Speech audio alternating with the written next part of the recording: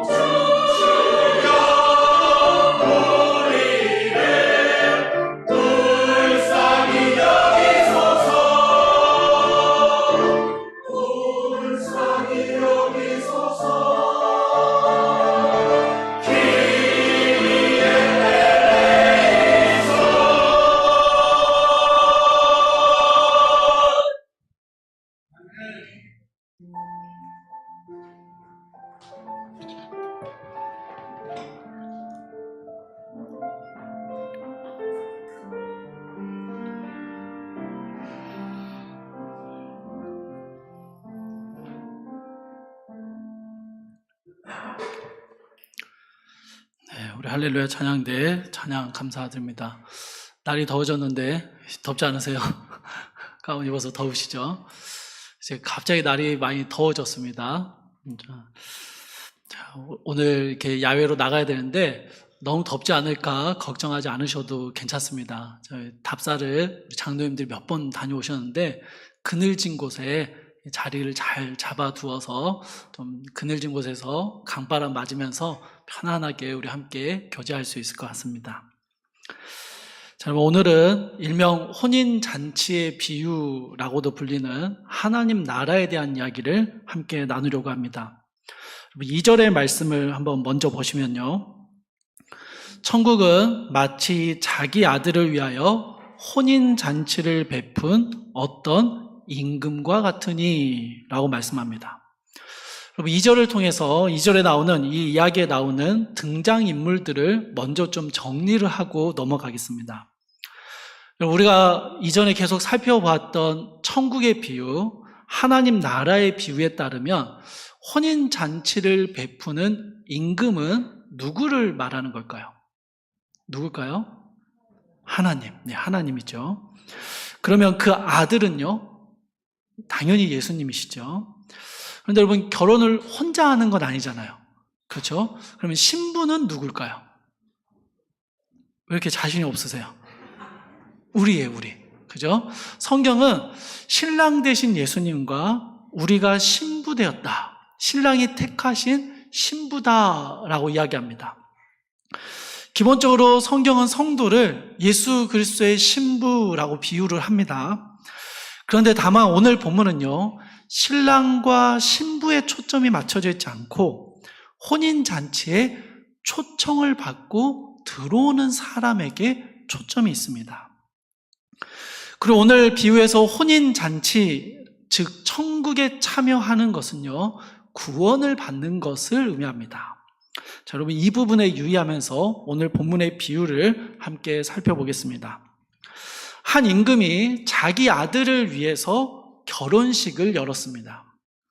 여러분 기본적으로 결혼식이라는 것은 기쁨과 즐거움이 있는 잔치이죠. 3절을 보니까 잔칫날이 돼서 당일이 됐습니다. 당일날 임금은 종들을 보내어 그 청한 사람들을 혼인잔치에 오라라고 초대를 합니다. 여러분 당일날 초대하는 게 아니죠. 당연합니다. 이미 청첩장을 받은 사람들에게 아마도 유력한 사람들이거나 임금이나 아들과 친분이 있는 사람이겠죠. 그들에게 이미 청첩장을 받은 사람들에게 종들을 다시 보낸 거예요. 잔칫날 종들을 보내서 그들을 모셔오라라고 명령한 것입니다. 우리식으로 말하면 이런 거예요. 청첩장을 그 전에 미리 보내고 결혼식 당일날 손님들을 모셔올 기사와 차량을 보내주는 겁니다. 아니면 대형 버스를 대절해주는 그런 의미입니다. 그런데 여러분 어떻게 합니까? 사람들이 다 거절을 합니다. 예전에 어떤 기사를 보니까요, 청첩장을 받으면 꼭 공과금 청구서를 받는 느낌이다, 이런 표현들이 있더라고요. 현대사회 안에서 인간관계가 좀 예전보다는 많이 좁아지게 되고 얕아지다 보니 청첩장을 받고 기쁨으로 결혼식에 참여할 정도의 관계가 아닌데, 여러분 이 초대를 받게 되니 굉장히 이게 청구서를 받는 느낌이다, 그러는 것입니다. 오랫동안 연락도 안 하고 지내던 친구에게 뜬금없이 연락이 오면 뭡니까? 장례 아니면 결혼이에요. 그렇죠? 여러분 장례식은 우리가 대하는 마음이 좀 다릅니다만 결혼식은요, 꼭 마치 청구서를 받는 것 같은 그런 부담감, 결혼을 축하한다는 마음도 있지만 축의금은 얼마를 내야 될까 하는 부담감이 먼저 든다라고 합니다. 그럼 본문에서요, 임금의 초대를 거절하는 사람들이 혹시 그런 마음은 아닐까요? 무려 임금의 아들이 결혼을 하는데 그럼 축의금을 얼마 내야 됩니까? 선물도 대충 들고 갈 수는 없잖아요. 그러니 부담과 고민이 될 수밖에요. 어려운 자리고 임금의 아들이 결혼하는데 차라리 안 가는 게 낫지, 가서 너무 부담되지 않을까, 이런 마음이 들지 않겠습니까? 그래서 혼인잔치에 참여하기를 싫어한 게 아닐까, 이렇게 생각할 수 있다는 것이죠. 4절을 보니까 임금이요 다시 종을 보냅니다. 그리고 이렇게 말을 전합니다. 내가 오찬을 준비하되 나의 소와 살진 짐승을 잡고 모든 것을 갖추었으니 혼인잔치에 오소서. 여러분 이게 무슨 말이냐면요, 축의금 절대 사절, 화환이나 선물도 절대 가져오지 마세요. 그냥 몸만 와서 결혼식을 축하해주고 풍성하게 준비된 잔치를 즐기기만 하면 됩니다, 이렇게 말하는 겁니다. 그냥 권면하는 게 아니고요, 명령을 내리는 겁니다. 그런데 이번에도 사람들의 반응이 냉담합니다. 5절 보십시오. 그들이 돌아보지도 않고 한 사람은 자기 밭으로 한 사람은 자기 사업하러 가고. 여러분 이거 무슨 의미냐면요, 고의적인 거절입니다. 일이 너무 바빠서 급한 일이 생겨서 안 가는 게 아니고요, 잔치를 참여하는 게 부담스럽거나 빈손으로 가는 게 멋쩍어서 걱정이 돼서 안 가는 게 아닙니다. 애초부터 이 잔치에 참여할 마음 자체가 없었던 겁니다. 고의적으로 거절하는 것입니다. 6절은 더 심각합니다. 종들을 잡아 모욕하고 죽이니. 여러분, 아무리 비유라고 해도요, 이게 이해가 되십니까? 그냥 거절하고 나 안 가, 나 싫어, 그렇게 말해도 되는데 결혼식에 모셔가기 위해서 2번, 3번에 걸쳐서 온 종들을요 모욕하고 죽이는 것입니다. 이것은 전혀 상식적이지 않은 모습이죠. 그런데 여러분, 이런 비상식적인 반응에 임금이 보이는 대응도 비정상적입니다.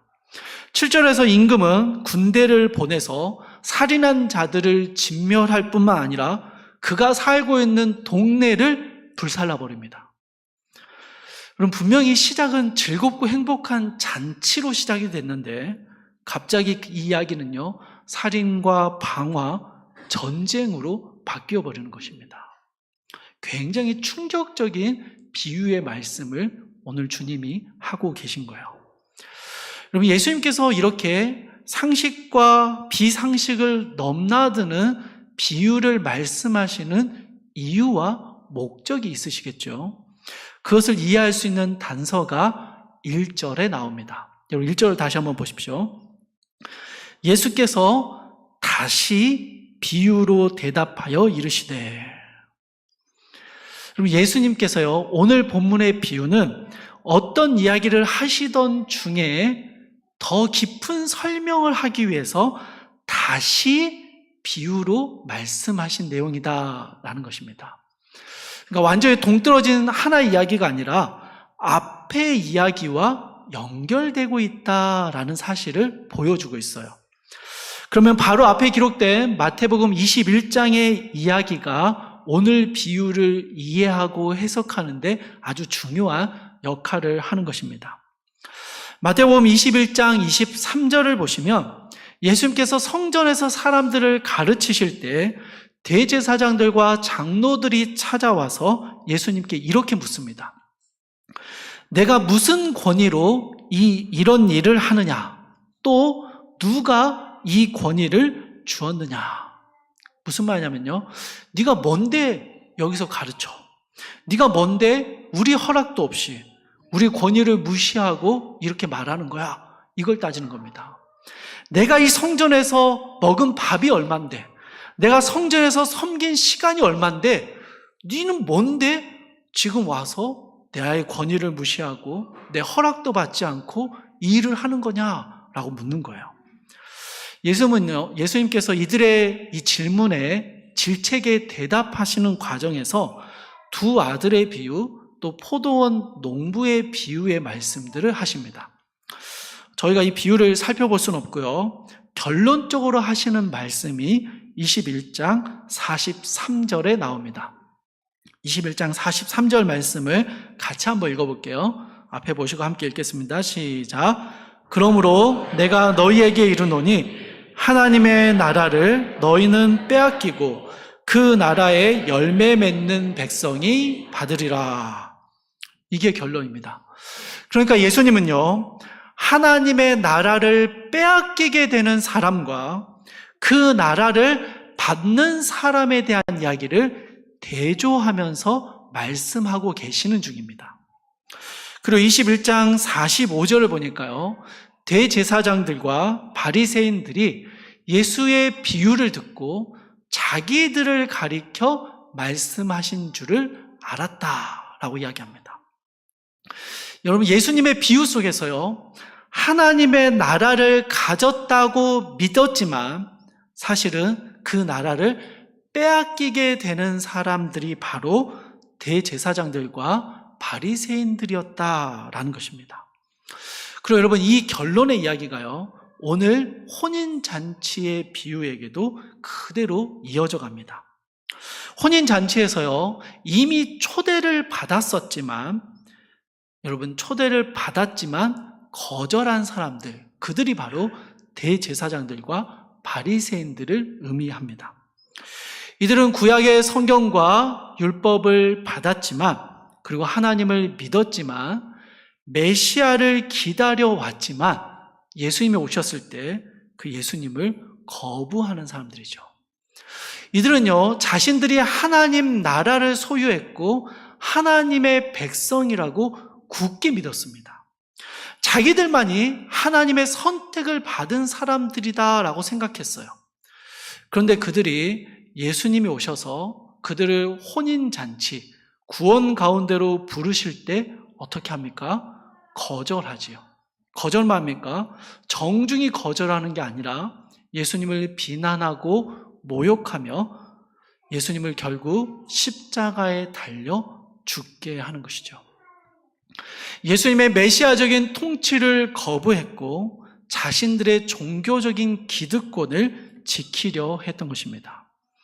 여러분 3절의 끝부분을 다시 한번 보십시오. 잔치에 초대받은 사람들의 반응이 오기를 싫어했다 이렇게 표현하는데요. 헬라어 원어를 그대로 직역하면요, 좋아하지 않았다, 원하지 않았다, 마음에 두지 않았다 이런 뜻입니다. 비슷하면서 조금 다릅니다. 그러니까 여러분 이들은요, 임금이 우리를 초대하는 잔치가 어떤 잔치인지 그 의미와 가치와 중요성을 전혀 모르고 있습니다. 그래서 왕의 잔치에 참여하는 것보다 자신의 일상을 살아가는 것이 훨씬 더 중요했던 것입니다. 자기들의 전통과 늘 해오던 습관들과 관심사들, 당장의 이익과 자신의 눈앞에 있는 이런 것들이 훨씬 더 중요했기 때문에 예수 그리스도를 통한 구원의 초청을 무시했던 것입니다.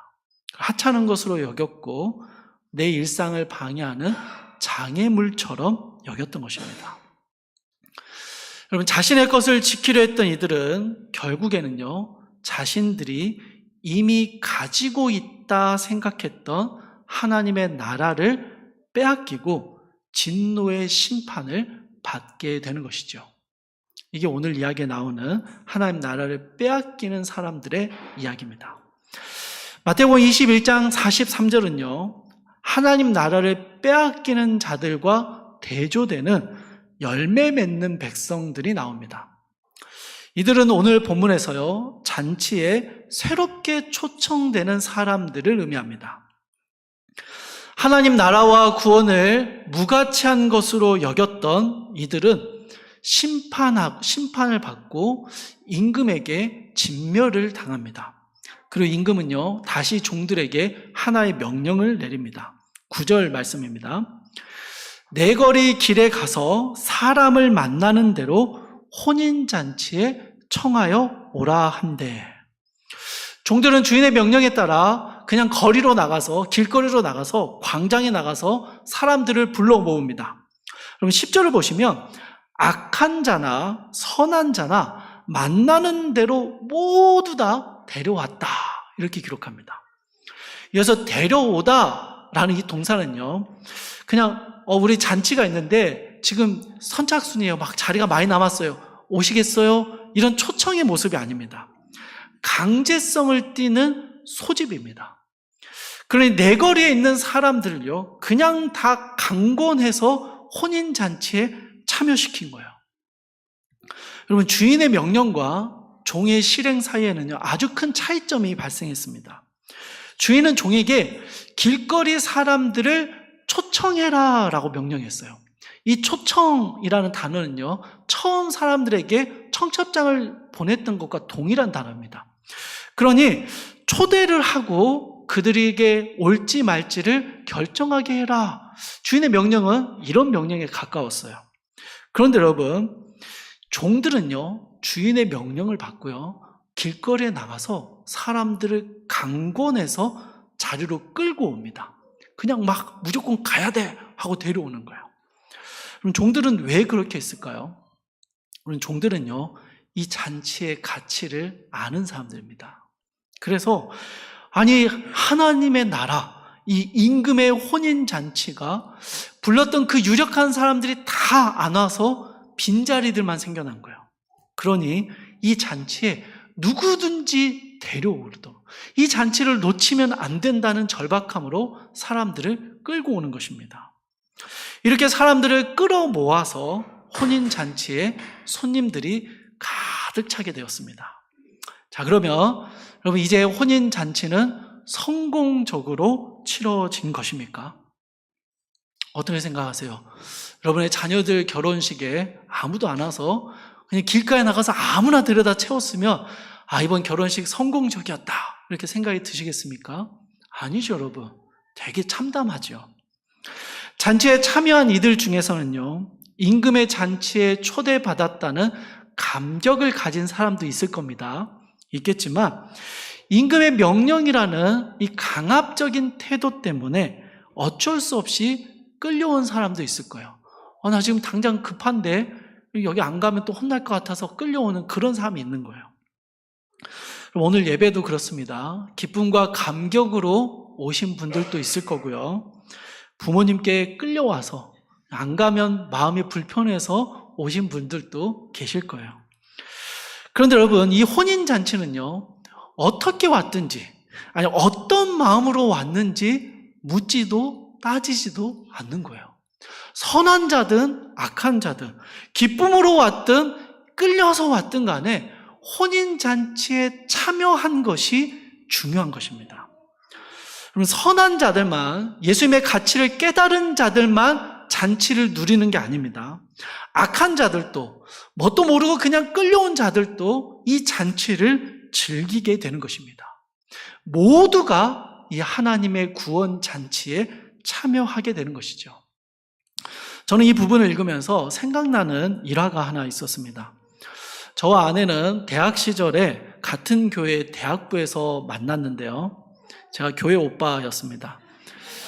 근데 그 대학부에는 전통 아닌 전통이 하나 있었어요. 대학부 출신의 선배들이 결혼을 할 때면 대학부에 와서 꼭 인사를 하고 결혼식에 초대를 했습니다.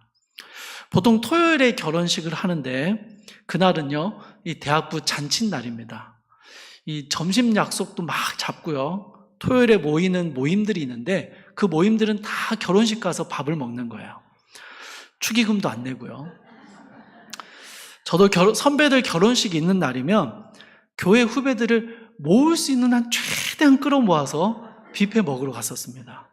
그러면서 마치 제가 사는 그런 기분이었어요.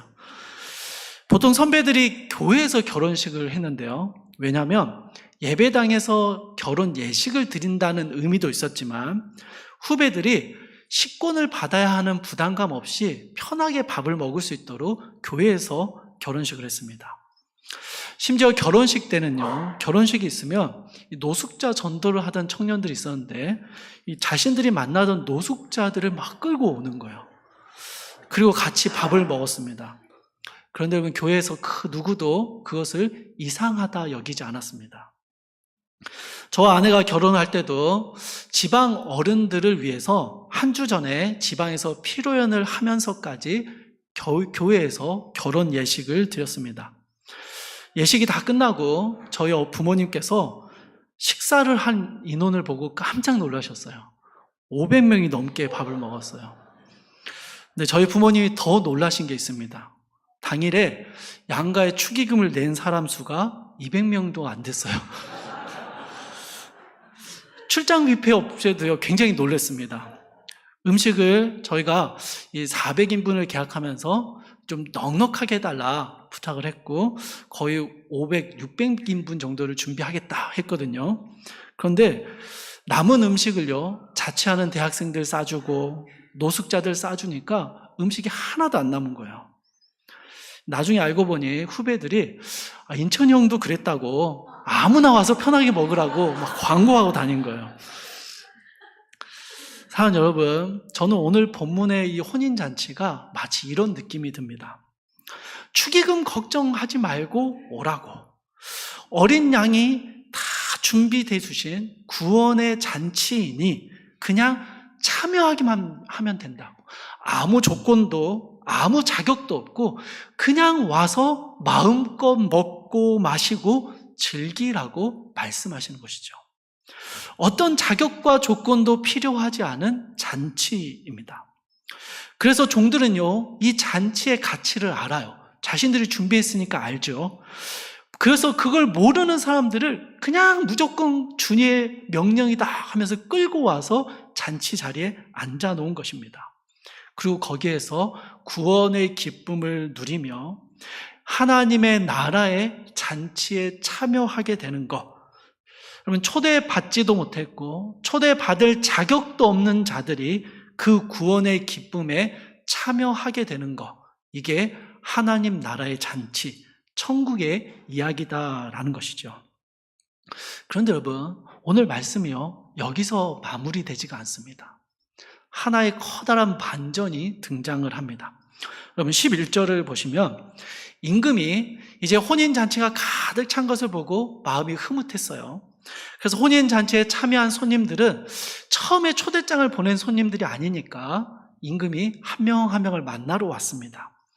그렇게 손님들을 보러 들어왔는데 예복을 입지 않은 한 사람이 있는 거예요. 왜 예복을 입지 않고 여기 들어왔냐라고 질문했더니 이 사람이 아무 대답을 못합니다. 아무 대답을 못했다라는 말은요, 의도적으로 안 입었다라는 의미예요. 예복을 입어야 하는지 몰랐습니다. 어떤 예복을 입어야 할지 준비된 예복이 없어서 못 입고 왔습니다. 이렇게 말하지 않아요. 그냥 안 입었습니다. 아는데 억지로 의도적으로 안 입은 거예요. 그래서 임금의 질문에 아무런 대답을 못했습니다. 그래서 여러분, 이 임금이요, 13절을 보시면 그냥 내쫓는 게 아니고요, 손발을 묶어서 바깥 어두운데 내던지라 라고 말합니다. 그리고 거기서 슬피 울며 이를 갈게 되리라 라고 말해요. 여러분, 이 표현은요, 사실은 복음서 전체에서 종말론적인 심판을 의미하는 단어입니다. 그러니까 예복 안 입고 왔다고 너는 여기 자격 없으니까 나가 정도가 아니라, 예복 안 입었어? 왜 안 입었어? 너는 손발 묶여서 어두운 데로 던져져서 슬피 울며 이를 갈며 종말을 맞이해라, 이렇게 하는 거예요. 너무 과한 처사 아닙니까? 여러분, 10절까지는 분위기가 다시 좋았잖아요. 아무나 와서 잔치를 즐기고 남녀노소 자격과 조건 없이 잔치를 막 누렸잖아요. 그런데 자격과 기준이 아니라 하나님의 초청에 강권함으로 잔치에 참여한 일들은 구원의 은혜를 누리게 된다라고, 이게 천국의 이야기다라고 말을 했는데 11절에는요, 갑자기 예복 이야기가 튀어나오는 거예요. 예복 안 입었다고 쫓겨나고 종말론적인 심판을 받게 되는 것이죠. 여러분, 생각해 보십시오.